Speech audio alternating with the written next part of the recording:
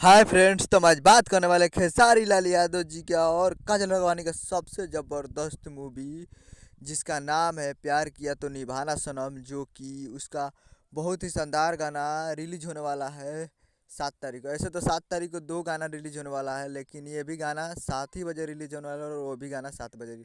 तो उसी के बारे में बताने वाला है, जो कि आपको स्क्रीन के ऊपर दिखाई दे रहा है। लड़की पटा रहे हैं, जो कि इंटरटेन रंगीला भोजपुरी यूट्यूब चैनल पर 7 मार्च को सुबह 7 बजे रिलीज होगा। और ये मूवी है प्यार किया तो निभाना सनम। और एक गाना सारे गामा हम भोजपुरी यूट्यूब से रिलीज हो रहा है, जिसका नाम है मुर्गा का रासा, जो कि वो भी 7 तारीख को सुबह 7 बजे रिलीज होने वाला है। तो सेम टाइम सेम तारीख को रिलीज होने वाला है दोनों गाना। तो जाइए और दोनों को प्यार दीजिए। और तो मिलते हैं अगले वीडियो में। और हाँ, हमारा ये न्यूज़ अच्छा लगा तो हमारे चैनल को सब्सक्राइब करके बेल आइकन प्रेस कीजिए, ताकि ऐसे ही खेसारी लाल यादव जी के लेटेस्ट न्यूज़ लाते रहें। मिलते हैं अगले वीडियो में, तब तक के लिए जय हिंद, जय भोजपुरी, जय हिंद।